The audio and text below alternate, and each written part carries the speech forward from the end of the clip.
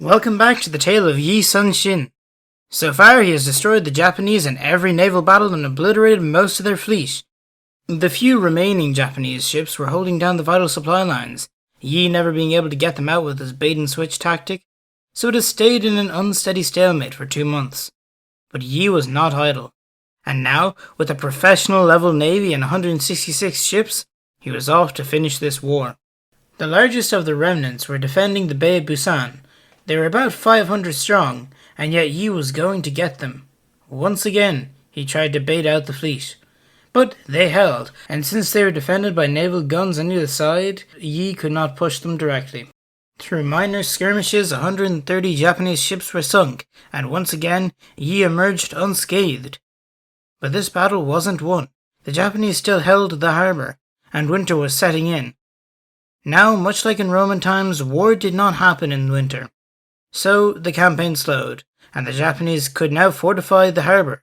To Yi, this seemed unwinnable, which is a very un-Yi thing to think, but for once Yi was not alone. Finally, a Chinese army had arrived, and they began to push the Japanese back. They were falling back again and again, until Busan was the final bastion of Japanese forces on Korea. During this time, Yi was working on his ships, and asking the court for marines to finally break the fortifications, but no man could be spared. The Korean army was in tatters, and the most crucial victories were from monks, literal monks. So yeah, no marines for Yi. While he waited, he made his island a fortress, self-sufficient and undefeatable. They even made a research and development department for manufacturing ships. While this was going on, peace talks began, but they slowly devolved into chaos. Hideyoshi sent another army and another war began. Well, I mean, it's really just a continuation of the other one, but Yi was prepared.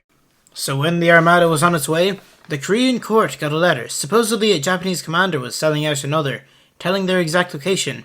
And oh, if only Yi could sort him out, it would be so convenient. Yeah, it was quite obviously a trap. Yi didn't believe the obvious lie, and so he was tried for treason. Yes, we're back to this. He was sent back to Seoul, while Won Kyun took command.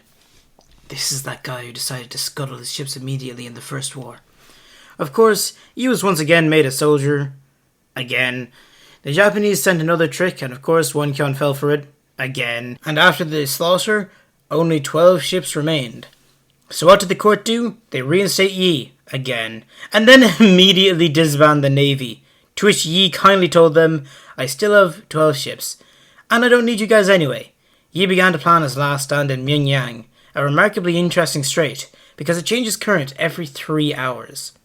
Using the old bait-and-switch, Yi lured a fleet of 133 ships into the strait.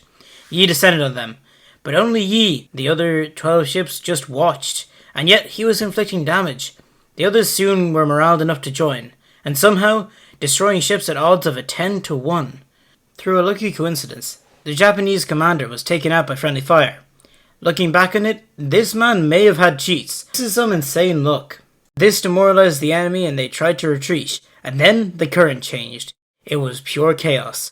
And once again, Yi escaped unharmed. And more luck on the proverbial road. Ships that had been thought lost came back out of hiding, joining Yi's fleet, and finally the Chinese navy got involved.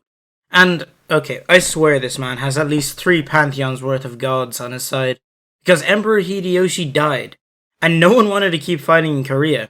Hideyoshi had been basically carrying that entire invasion on his back, so morale was basically non-existent.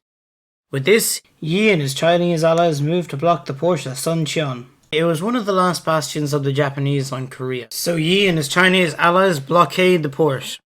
The Japanese general thought of one plan, to sneak a messenger to get to the other stronghold, to send a fleet to trap Yi and the Chinese. But Yi saw this and slipped away at night to intercept the reinforcements. The allied 150-strong task force fell on the 500-strong Japanese ships. They caught the Japanese off guard and wreaked havoc. In desperation, the Japanese charged the allies, and the Chinese general charged out to meet them, and was immediately surrounded. So Yi flanked in to rescue him. Because this man can't have enough luck, he sees 3 of the Japanese admirals on a Japanese ship. So he got his bow and struck one of them down. Enraged, the other admirals ordered all ships to attack Yi. But when they went to catch him, the Chinese rammed their back, and the battle ended soon after. There were tremendous losses on both sides. Still, some Japanese ships tried to flee, but Yi was having none of it. He picked up the war drum, beating a pace for his rowers. They moved like never before.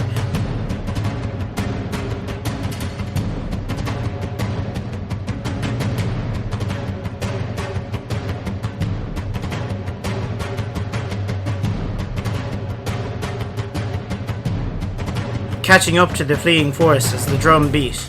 The battle raged, but then the drum faltered, but only for a moment, then returned. The battle waded forward, the Koreans destroying what little Japanese forces remained. But once again, the Chinese admiral was surrounded, and once again, Yi's fleet saved him, while simultaneously ending the battle. But when the Chinese commander went to celebrate with Yi, he only found Yi's son in his armor. You see, when the drum beat had faltered, it had been because Yi had been shot. He told his son to take his armor and continue beating the drum as he died. No one even knew Korea's hero had died, but the commander wept for Yi, and days later thousands of civilians joined him in mourning as Yi's funeral progressed to his small hometown.